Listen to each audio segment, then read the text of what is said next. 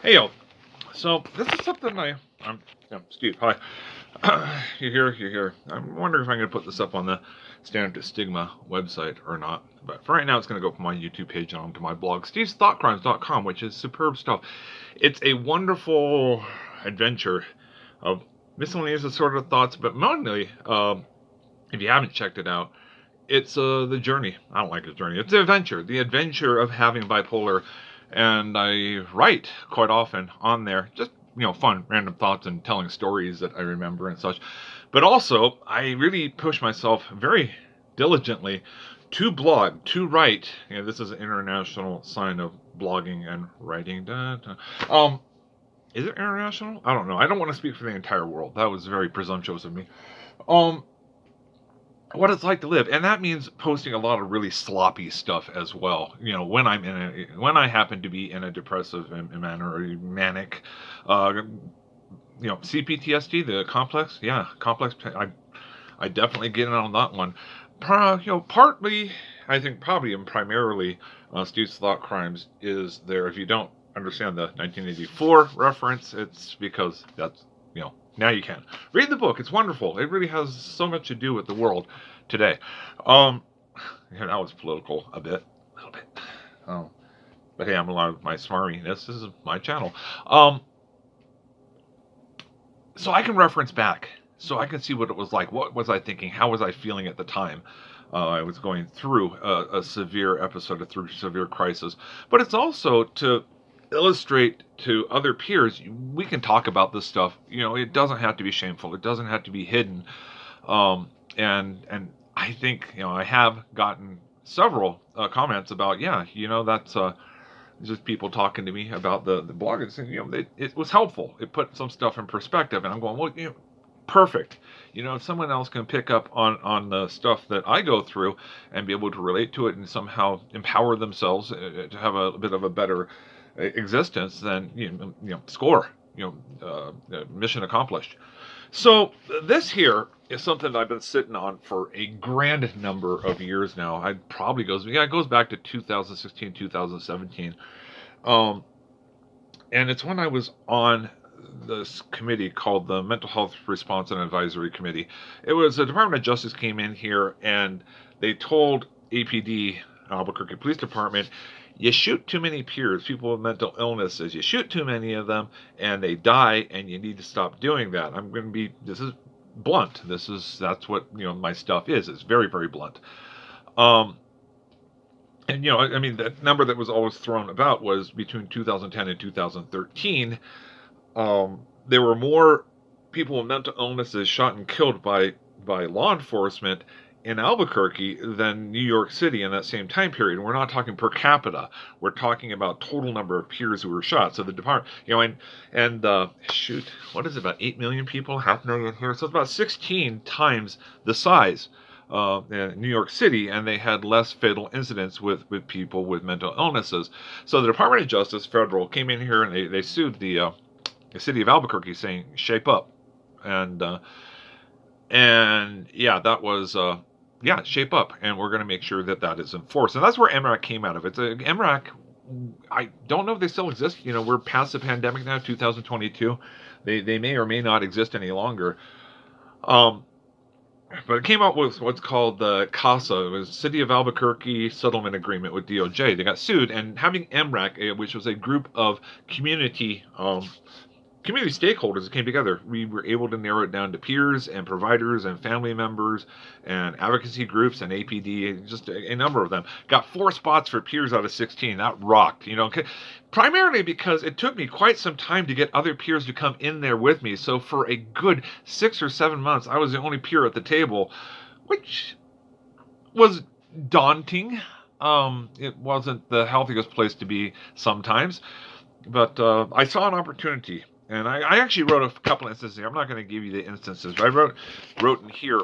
And this goes back, I believe, to 2017. That I didn't date it is surprising to me, but it definitely speaks to my state of mind at the time that I wouldn't have written a professional letter. Actually, it's weird that I hand wrote it, too. I typically type everything, but that I hand wrote it, except for field notes when I go out and do geology and Route 66 stuff.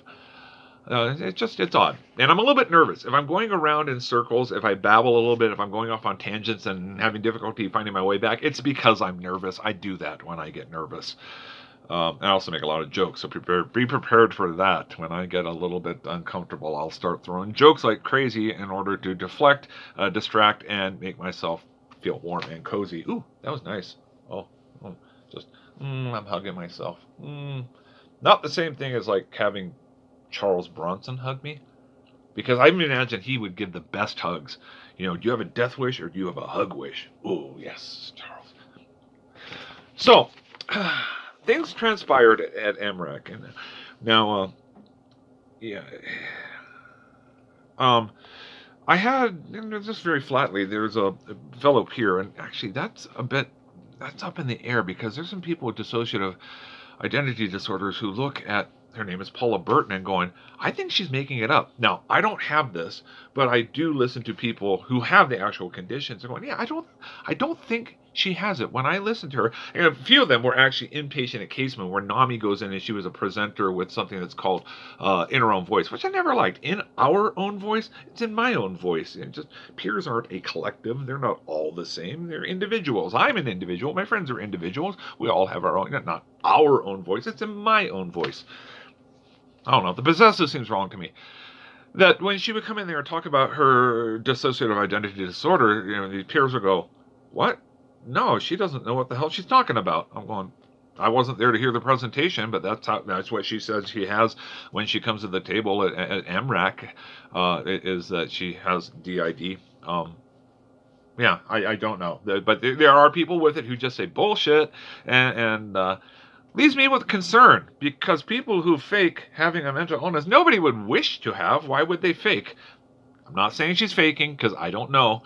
But I do have people whose word I do trust. I'm not. So take it for what it is. Okay, so Paula at a meeting she was always fairly vocal and in my face quite a few times.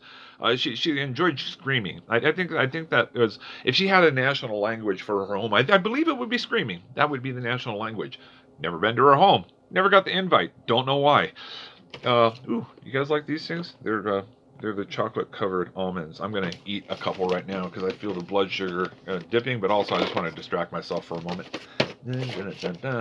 Oh, no, because if I eat it, then I'm gonna get my teeth. I brush my teeth to do this thing, and then you guys don't want to see chocolate and almond in my teeth. I'll just do this a lot. She attacked me. She started screaming at me. She came up to me and started jabbing me with her magical finger. And when I called her on, I said, you can't do that. You got to stop that. I was, the flight, fight, or there's a third one, freeze. I froze. And I got the words out. You can't strike me like that. You can't hit me like that. She goes, oh, my finger might have accidentally touched you, after which she just continued doing it. Now, this all happened, it was at the end of the MRAC meeting. And this all happened in view of the other members of MRAC, which would include people like Rick Miera, Danny Watley, and I mention these names because they show up in here. David Lay. Oh gosh, and actually David Lay is going to be its own creature, because that one needs to be explored a little bit better. I saw something up on his Facebook page, and I'm going, I'm not pulling punches anymore. I'm going, Dave, great idea. So I'll be talking about David here soon enough. And Rick Miera. Oh, and Nancy Kronenberg of Disability Rights New Mexico. Yeah. So, but I'm going to actually I mentioned those names only because they're in this letter. Actually, how many pages is 1, 2? I'm not one for economy of words. 2, 3, 4. Hold on a second. Lost count. I didn't. 1, 2, 3, 4, 5. 5 pages front back. Not bad. I remember this took me like 10 minutes to write. I write very quickly, but there's no editing to it. And I did actually write a shorter version of this, but this can be effectively called a suicide note. It really was the reaction of MRAC and their members and APD, which was inaction. They did nothing. It's a crime. You can't touch people. You can't strike them in anger. That's breaking the law. And APD were there, and MRAC members, and nothing happened. Now, only too late did I find out, and I'm going to believe that this is causal, or at least related, maybe, probably, that jeepers, where's I going with this? Ooh, I got new glasses for this one too. I had double cataract surgery in 2000. Well, the first pandemic year, so it'd be 2020. Um, and yeah, the cataracts. I just happened like in March, and the cataract surgery was non-essential, so I effectively had to go blind for like another 2 or 3 months, which not great, not great. So I got new glasses for this because the other ones were all scratched up. I went and paid my $1.25, so I didn't shave. How about that? It's not too bad. If I let it go too long, though, it'll come in, but it's all patchy and stuff. I look like a radiation victim. Ain't sexy. So it was inaction by APD, and I found out after the fact that her son is with APD. And yeah, so whether that had bearing on this or not, we'll see. I mean, it was things like Danny Watley telling me, I go, hey, Danny, I'm going, is there any chance we can at least remove her? And he says, oh, that's just the way her family talks. That's her culture. I'm going, wait, hold on a second. We're looking at accountability for peers and police here. I mean, there needs to be accountability on this committee as well, this community stakeholders, but that didn't happen. Yeah, well, I'm not going to go through all of them. Like David Lay, I'll tell you. I mean, the David Lay is going to be coming, so thing. But Nancy Cronenberg, I just want to read the letter. David called me despicable for being in crisis. Come on, really? I think he's with New Mexico Solutions, which is actually not anything to do with New Mexico. It's actually out of Kentucky or Tennessee or something. So it's actually not even a local company. Used to be Agave, which was local, and then they got bought out, and then they put kind of the name New Mexico to make it seem like it's a local gig, and it's not. I mean, not that I know whether they give good services or not. A little bit like this, and that'll be the David Lay episode of this. Yeah, Nancy with Disability Rights New Mexico. I mean, she actually scared off my friend who's 6'4". In one of the first MRAC meetings, I invited my friend Matt to come with, and he looked in the door and he said, "Ooh, that hawk lady, she scared the heck out of me." I'm going, "Oh, the eyes?" And he goes, amongst other. I'm going, "Yeah, I can see that. She is pretty. I mean, she's petite, but I can see her being very intimidating. She's and I guess that maybe that makes her effective as a peer advocate. She's a lawyer, which peer advocate at that point, civil rights advocate, maybe more of a thumb up." Sure. Thumb up. Disability Rights New Mexico. Yeah, so I'm just going to read this thing. This is effectively a suicide note, and it's really interesting how it progresses. I just read it. I have a shorter version of this, what I've had around forever, but then I decided to go. I found a couple of boxes in my closet, which if you saw my closet, you'd understand how boxes got kind of lost in there. I'm going, I think I got a bunch of stuff from back then, a bunch of old notebook folders and stuff, and I was actually looking for something else, and I came across this. So yeah, just bear with. But the only reason why I didn't send this, and I sat on top of it, and ultimately it was the thoughts that I would end up hurting my friends if I killed myself because of what happened and really it triggered some CPTSD that I did not know. The ex-wife was a magical woman who very magically figured out all the magical ways that she could abuse me, and she was very creative about it. Yeah, so CPTSD. Thank you, Susan. You're like an angel to me. I mean, just like a rusty angel with a rusty halo, and I want to strangle you with your halo. The last time I saw her, it's been so many years. Last time I saw her, she was at the gates of hell in the midst of a hostile takeover. So I hope she's doing well. I know she likes that dry heat. Not at all. She likes the humid heat.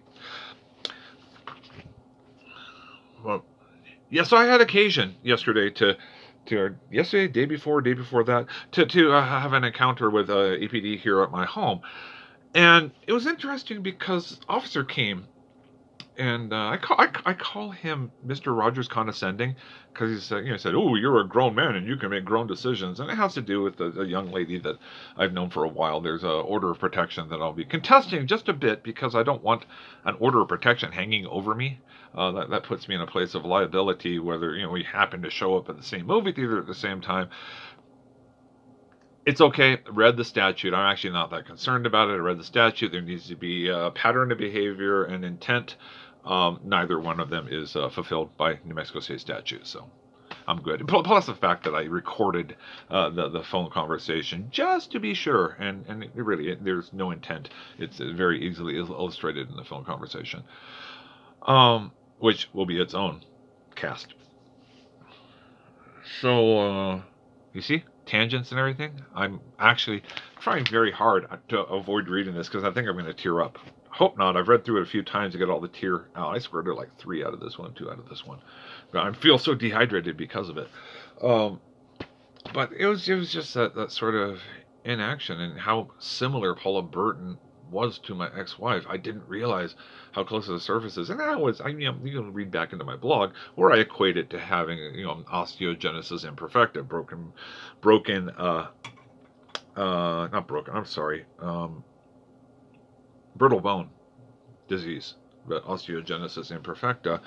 And I stated, I'm going, well, you might not have intended to bring out the CPTSD because you didn't know it was there, but if you kick somebody hard with brittle bone disease and shatter their bone, well, whether you knew about it or not, there's a liability there, and the extent of the damage, whether you knew about it or not, is still a liability for attacking that person. And the same is with someone with CPTSD. Doesn't matter whether you know it was there or not, and I personally didn't know either, until that occasion. Again, thumbs up.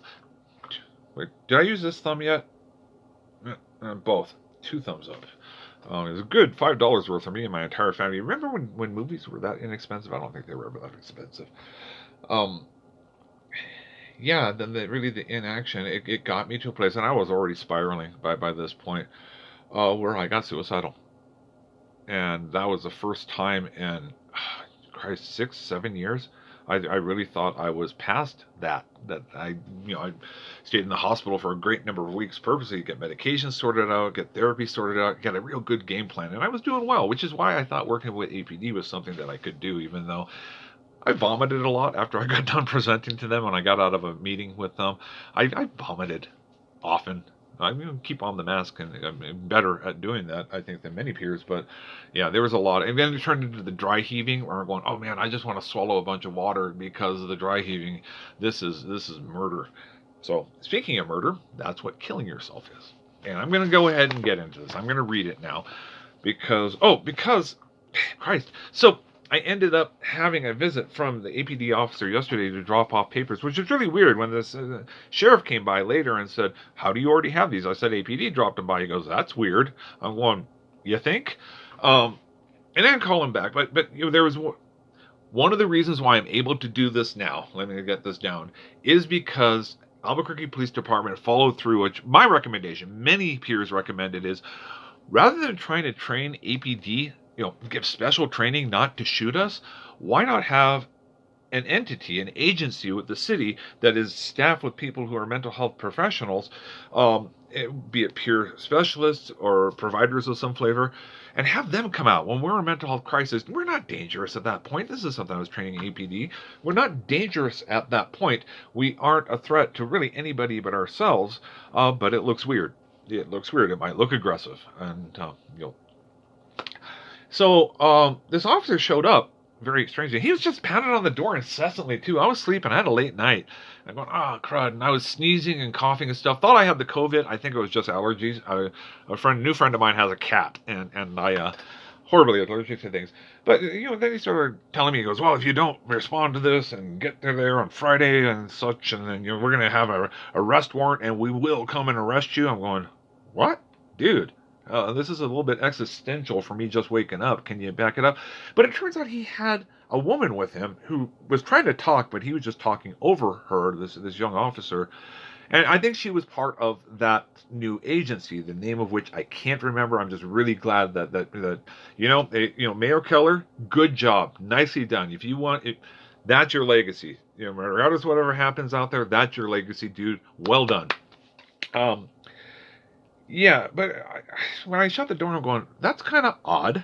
Why would someone coming to serve court papers bring someone from this new mental health agency along with them?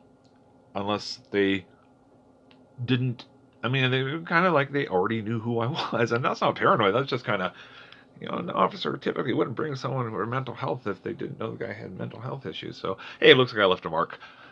But then, I started thinking, there was a report which I say is a false report. I'm able to go ahead and show there's a lot of tangible evidence that shows that the report that was filed back in January of 2021, so many inconsistencies, and I was able to knock them down. So I called again. I called APD and going, hey, can you get over here? I really just want to file incident report, please. And I wanted to get this data down, and the box is over there. It's one of the boxes. When I went looking for this, I actually found that other box with all of her. I say her. Okay, I gave it away.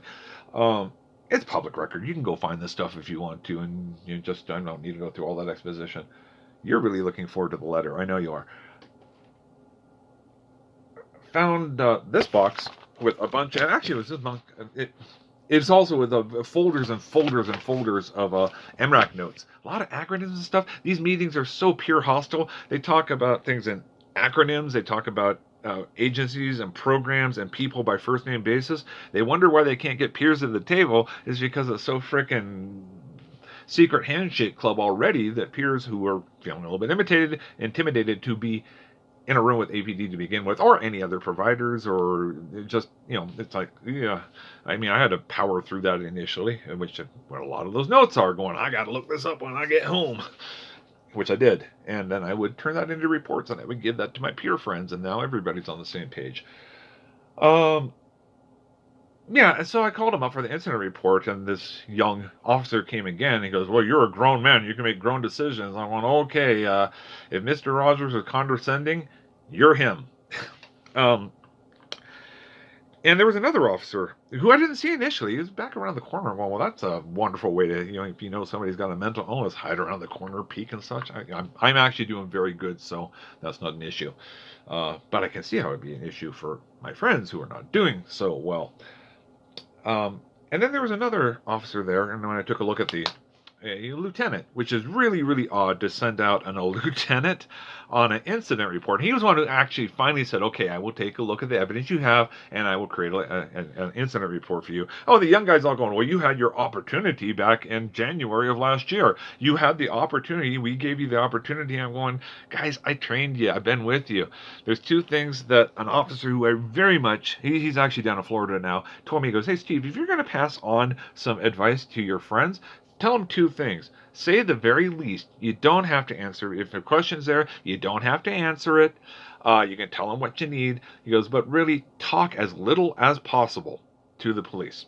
Particularly if they tell you this is your opportunity to tell your side of the story. Because that's the kind of stuff that gets passed on to the DA. It's not an opportunity for us. It's an opportunity to provide information that can be used with the DA if they so choose. So if they say this is your opportunity, well, it's not their opportunity to give. I know this sounds a little bit cynical, but I'm just trying to help friends here. To the letter. So it was really weird. So the lieutenant who dropped by, just very, very strange that they would send a lieutenant on a call and they were over here pretty immediately too. Usually when I call for an incident report, because I've had to file a few through the years, a good hour later, they were here within 10 minutes, which there's a lot of oddness that went through this. Because this agency exists now with mental health professionals coming out to see peers in crisis rather than the police, which is very traumatic. I said, maybe now if I read this, and you'll see why I didn't want to read this or send this initially, because I thought I might screw things up and peers would be in danger again. And the 6-7 years of work I had done with the police would be all for naught. But now that there's a new agency, I feel okay about reading this stuff. And I think it's important to do so, because one of the things that I'm going to say here, read it, and then I'm going to reiterate, is that, holy Christ, we're into 24 minutes now. I know I said I'm sorry I took the Lord's name in vain twice now. I'm gonna go ahead and go in the corner and flog myself with I don't know. I don't want it to hurt. So maybe I got a stuffed unicorn. I'm gonna go in the corner and flog myself with a stuffed unicorn later as penance. So sorry about that. I didn't mean to be offensive in that form. The point is, I recruited a lot of peers who go and present to the APD, Albuquerque Police Department, at their crisis intervention training, of which I got to develop 2 hours of their 40. That was part of CASA. Sweet. I recruit a lot of peers to come give presentations, and I'm finding out that some of the model that we put together here, hearing from friends on the East Coast going, hey, yeah, we adopted for our own community some of the stuff that you were doing there in APD, which I think is cool. But there was never a lot of protection for the peer presenters. And there were not any policies or procedures or anything like that. So when something happened to me, it really got me thinking, and it was one of the things I was trying to push MRAC towards before I was voted off the island. We got to make sure that peers are safe, because they're putting themselves and their health and their lives on the line by coming in here and volunteering to take their time and share their really horrible experience with police departments, to let them know this is what it's like. This is what it's like to be in crisis, and here's what. Because the two parts were perspectives and mania and psychosis, and the other part was de-escalation techniques. Tell our stories, and then we would talk to the police about, well, okay, this is what would work. But there is nothing there to keep peer presenters safe. There's nothing where people are sitting there going, okay, I think you need to take a break. I'm going, looks like you're in crisis. Do you have a therapist? Having a therapist on hand for that person, having an established relationship with that therapist so they have someplace to go talk, that's one simple solution to keeping peers safe. And I wanted to talk about this and bring this up because that is still an issue for peer presenters, talking to, whether it be the fire department, whether it be to lawyers, whether it be to any community standard, including the law enforcement, especially law enforcement. You got to be safe. And I don't think peers are. I frankly don't believe peers are safe from themselves, from the procedure, and I don't think that, I know that I was very irresponsible and reckless about volunteering peers, saying, hey, this is a great chance for all of us. I put them in danger. In the same way I put myself in danger, and now I understand a little bit better. And now I will read the letter. Okay? And if I tear, you're going to see them fogging up here. Like, when you wear your glasses and, the mask mandate's gone. Bam! Huh? Finally, return to normality. Here it goes.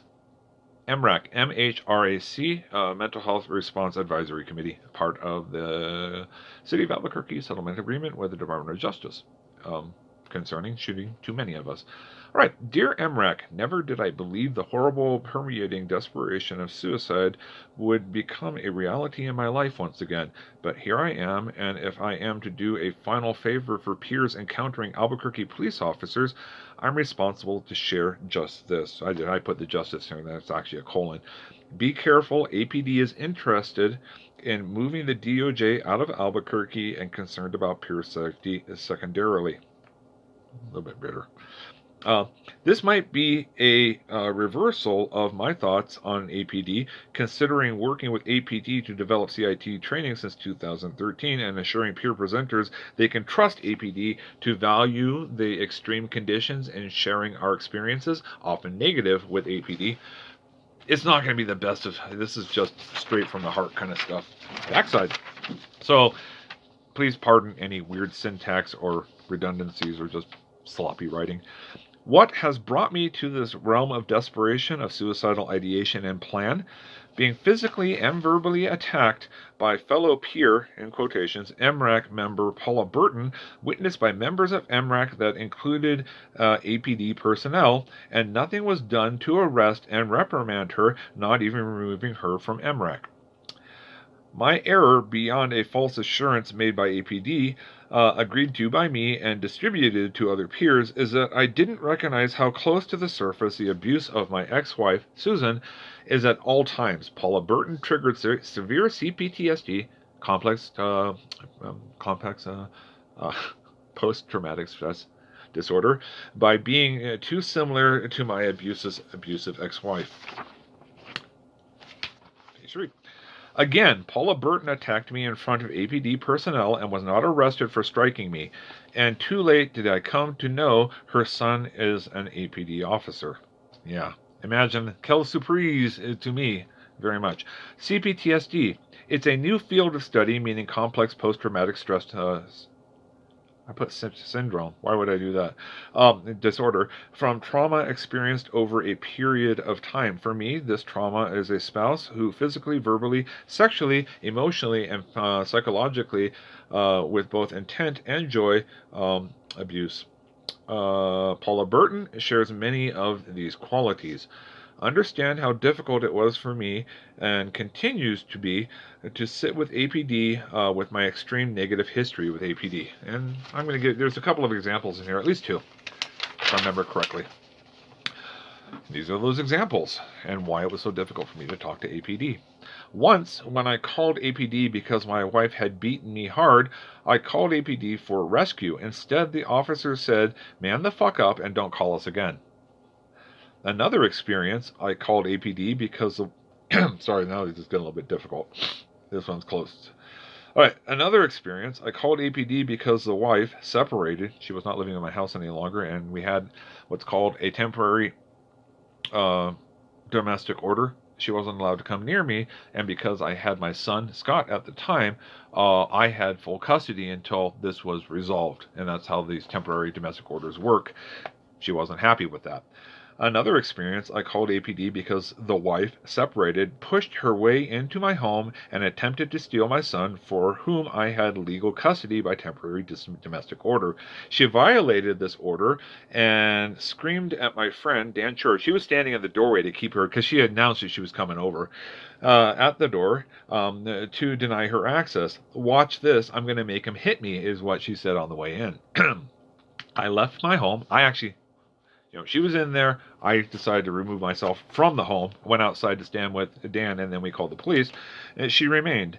And when I called APD to arrest and remove her, the officer gave me the choice, in quotations, of both she and I going to jail and my son Scott being submitted to child services, or I could take the blame and only I would go to jail. For my son, I bowed to the biased extortion, which is really what it was. I did not touch Susan. I couldn't have. I was outside when she broke the order, and I immediately left my home, underlined, and called the police to arrest her for breaking the domestic order. Never did I imagine I would be arrested. My son detests, resents, and does not trust police, whom he calls lying bacon. My kid is also a comedian. He's just a little bit more abrupt than I am. I think he thinks I'm sorry, let's get back to this. Trying to suck back some tears. It's important to understand this is why working with APD was such a show of strength and fortitude for me, a chance to help other peers, I can't read my writing here, to not go through my torment, was exactly my kind of advocacy. This is really... I must have been crying at this point. Even though after every MRAC meeting and APD training ended with me in a restroom vomiting until I dry heaved. It can be said, in quotes, "You put yourself in that position by volunteering." Yes, that is true. But I did so because Matt Tinney, John Gonzalez, and Niels Rosenbaum assured me I'd be safe, as would my recruited peers.